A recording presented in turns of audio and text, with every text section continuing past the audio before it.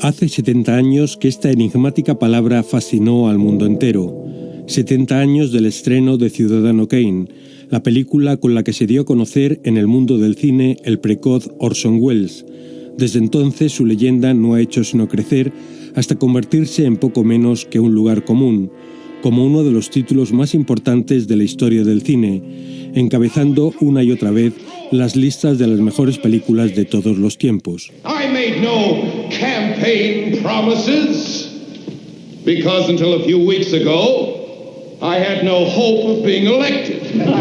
En su momento se esperaba lo mejor, pero también se llegó a hablar de ella como una de las mayores catástrofes de la historia de Hollywood, tal como lo cuenta la película RKO 281, un sugerente producto para televisión que al menos en España llegó a estrenarse en cines, cuyas imágenes reconstruían minuciosamente el proceso de creación de Ciudadano Kane. ¿Vas a verla? Ah, ya sé cómo acaba. Rosebud es el trineo. Rosebud es el trineo. No importa, lo odiarán de todas formas. A continuación trataremos de desvelar algunas de las claves que hacen que la película fuera y siga siendo tan especial. What is his name? What is his name?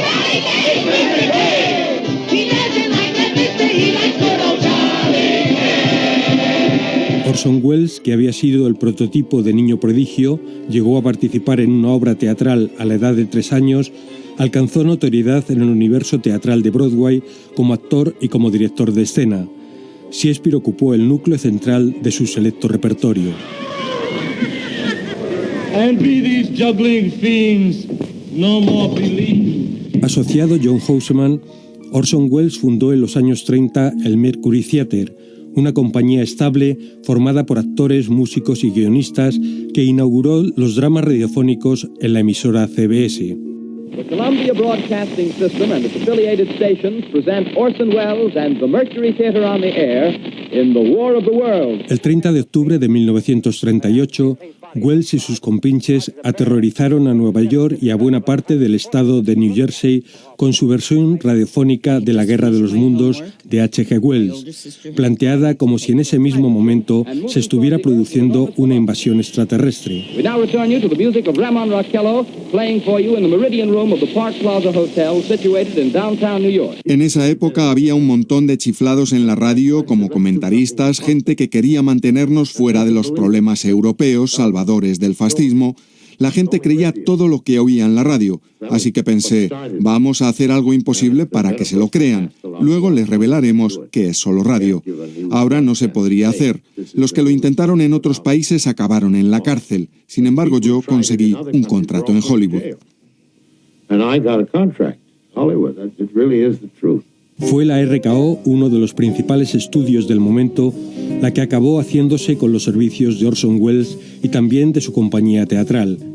El jefe del estudio, George J. Schaffer, garantizó mediante contrato un control artístico insólito para un debutante.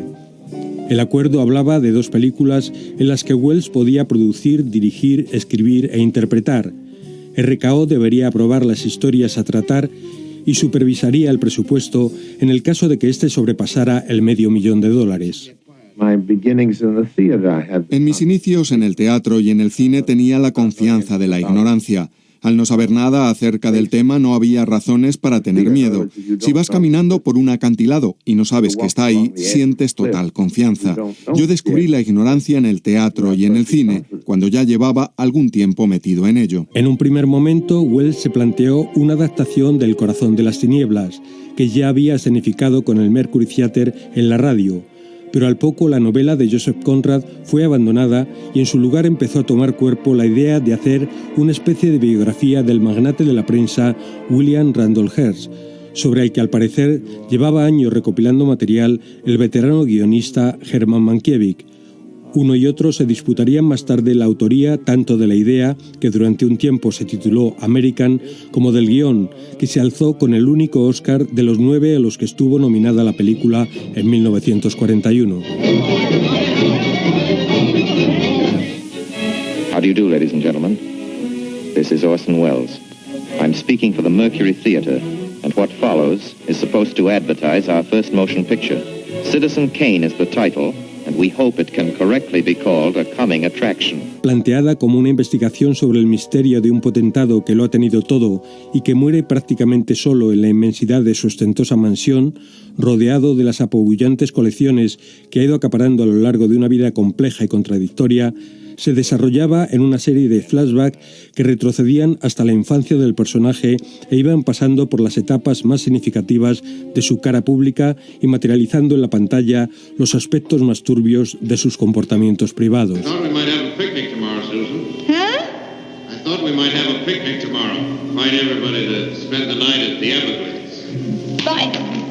Order everybody a meal and make them sleep in tents. Who wants to sleep in tents when they got a nice room of their own bath, where they know where everything is? Thought we might have a picnic tomorrow, Susan.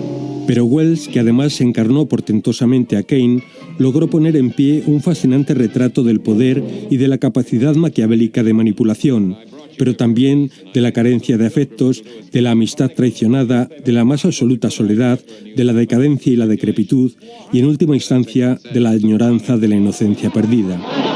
It'll make you all happy to learn that our circulation this morning was the greatest in New York, 684,000. Wells arrastró en su aventura a buena parte de los actores que le habían acompañado en su andadura en el teatro y en la radio, y que en muchos casos debutaron así también en el cine.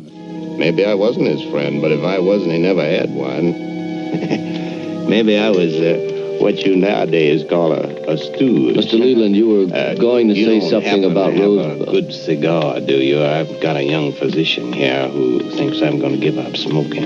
Entre las razones objetivas sobre las que se sustenta la grandeza de Ciudadano Kane, sobresale un tratamiento visual llamativamente audaz, temerario para la época, con una fotografía en blanco y negro muy contrastada, grandes angulares con una profundidad de campo que permitía mostrar perfectamente enfocados los fondos y los personajes a cualquier distancia, y una planificación inusual de largos planos secuencia y puntos de vista muy bajos que mostraban los techos de los decorados y añadían un poderoso valor dramático a los encuadres. En la oficina me anunciaron que un tal Tolan quería verme. Naturalmente era el famoso cámara. Me dijo, quiero rodar contigo.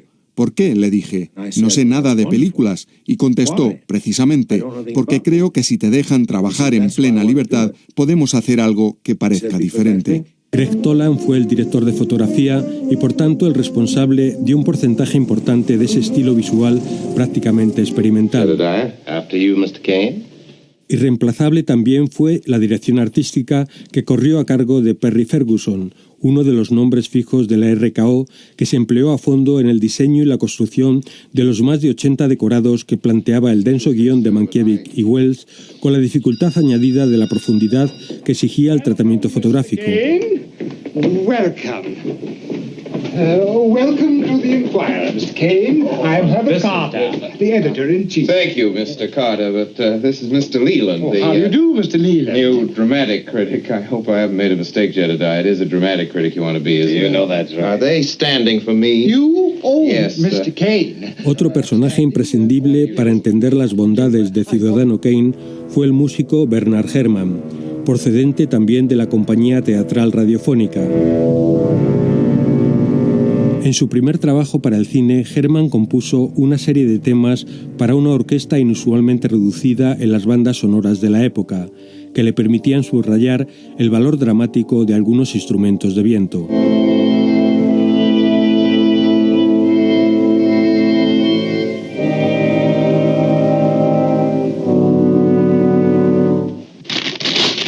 Orson Welles, el gran megalómano, el artista absoluto, alcanzó la cima en su primer acercamiento al cine, aunque muchos de sus incondicionales prefieran algunos de los títulos completos o algunos momentos específicos de la escueta filmografía que logró articular después, ya expulsado del paraíso, como un francotirador, rodando donde, cuándo y como podía.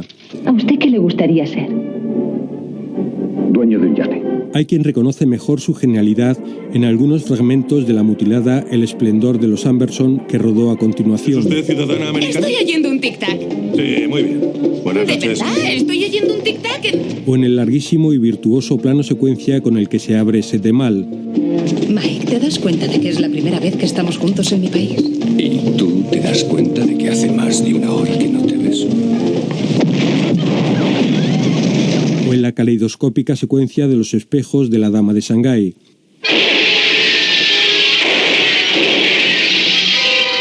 ¿Improvisamos una comedia? ¿Una comedia?